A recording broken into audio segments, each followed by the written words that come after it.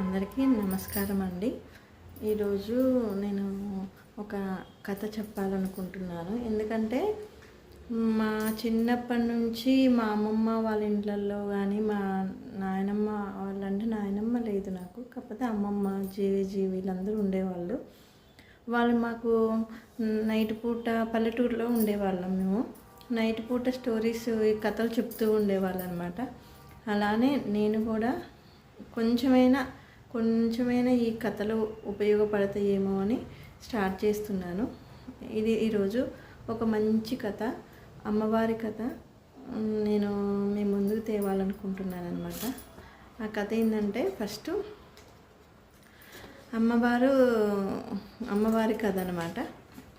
నాకు అమ్మవారు అంటే చాలా ఇష్టం. అయితే ఈ కథలో ఫస్ట్ ఏంటంటే ఒక నమ్మకము ఏంటంటే, ఫస్ట్ ఒక అతను ఉండేవాడనమాట. మామూలుగా గాజులు వేస్తారు, మీకు తెలుసా, ఐడియా ఉందా మీకు? ఆ గాజులు వేసే అతను ఒక ఆయన దుర్గాదాస్ అని ఉన్నారనమాట. దుర్గాదాస్ అనే అతను ఆయన ఎవరినైనా సరే గాజులు వేసే వాళ్ళని కానీ ఆయన వేస్తాడు కదా గాజులు, ఈ మట్టి గాజులు అంటారు చూసారా, ఇవి ఈ గాజులు వేసే అమ్మాయి ఉంటుంది కదా, ప్రతి అమ్మాయిలోనూ ఆయన దుర్గా అమ్మవారిని ఆమె దుర్గా అమ్మవారి యొక్క భక్తుడు అనమాట.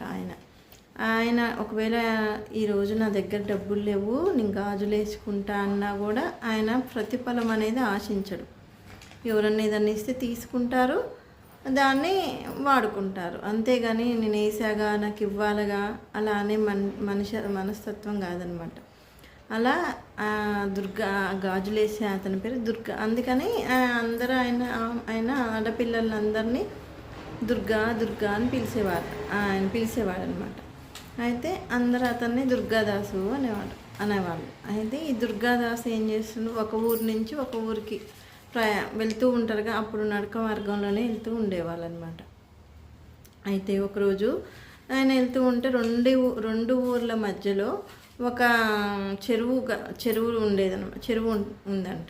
ఆ చెరువు దగ్గర ఒక అమ్మాయి, ఒక 25 ఏళ్ళ వయసు అమ్మాయి, 25 నుంచి 30 ఏళ్ళ వయసులో ఒక అమ్మాయి వచ్చి మంచిగా ఎలా అంటే ఇవి ముక్కు పుడక పెట్టుకొని, మంచి బొట్టు పెట్టుకొని, ముత్తైదులాగా పూలు పెట్టుకొని, మంచిగా అలంకరించుకొని ఒక అందమైన అమ్మాయి, అయ్యా నాకు గాజులు వేస్తావా అని అడిగిందంట దుర్గాదాస్ని.